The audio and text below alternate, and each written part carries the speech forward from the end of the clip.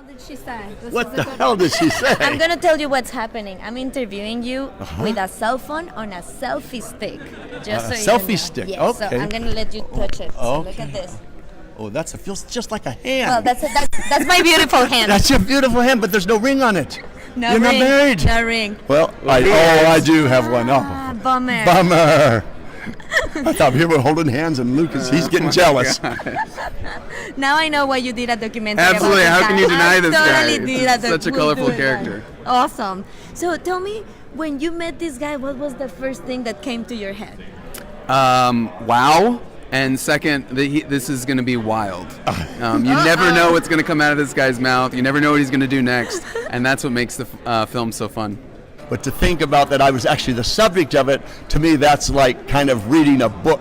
I can intellectually acknowledge it, but I can't really put it together that I'm actually the subject of a film. That it's hard to put the pieces together, if that makes any sense. It does.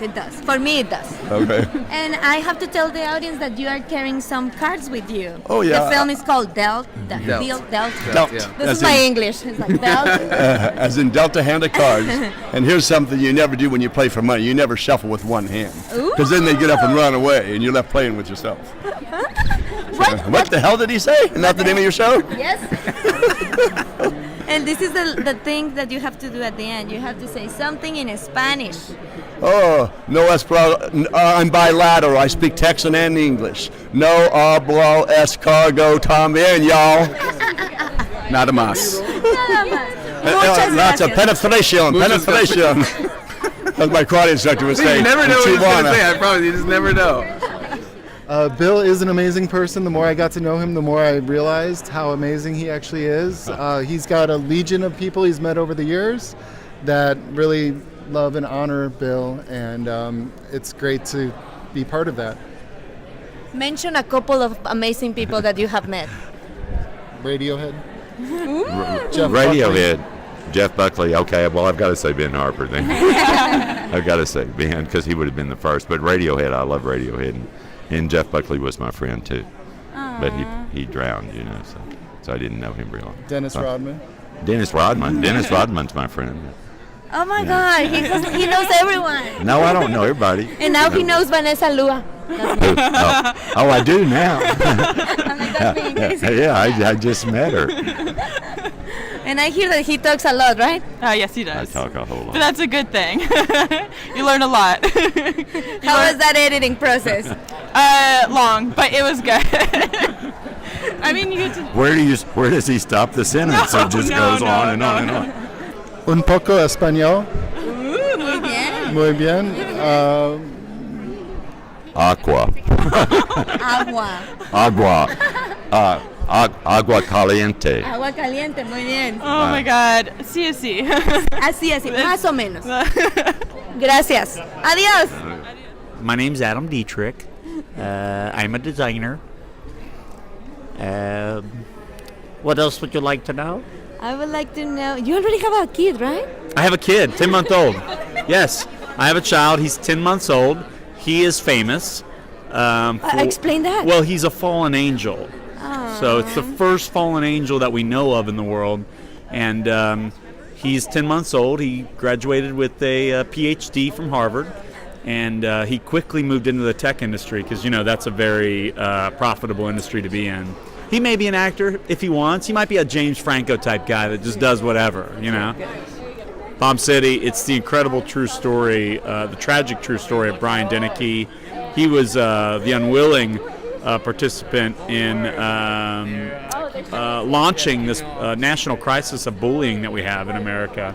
And he lost his life in a bullying incident. And I'm just proud to be a part of telling one of these, vital stories that happened before this was really a national topic, but it should have been back then. And I know I speak for everybody in Texas, even though this story happened in Texas and somebody lost their lives in this bullying incident.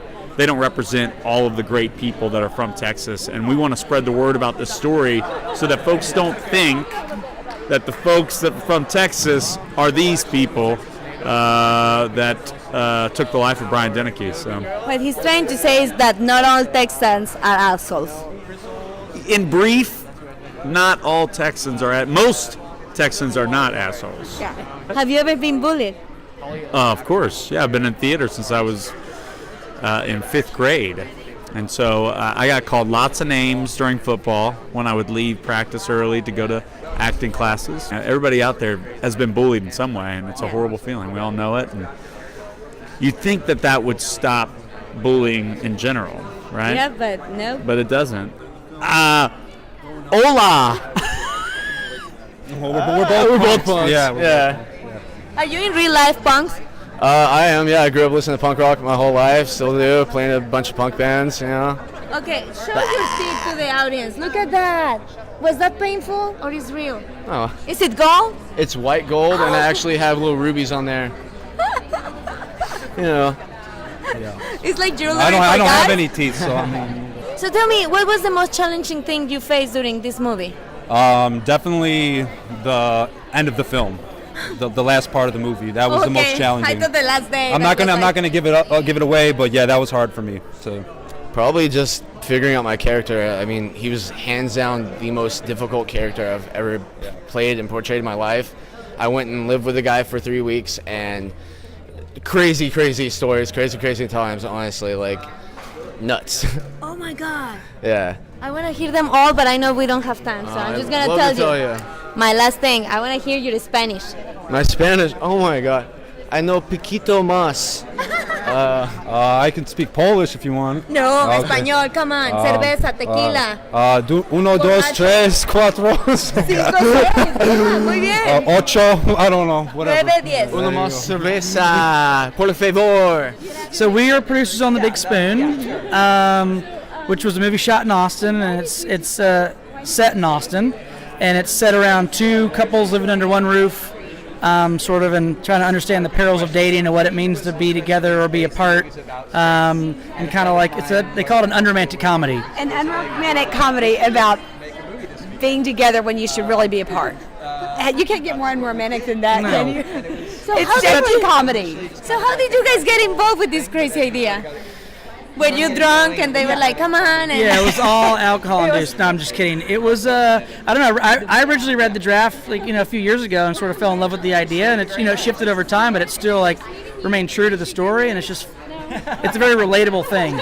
And I came into the project by the people involved. Carlin and Mallory are these talented young women, and they asked me to read the script, and as for criticism of the script, and I fell in love with it. And I called them back and I said, "This is not only good, but I want to play with you guys."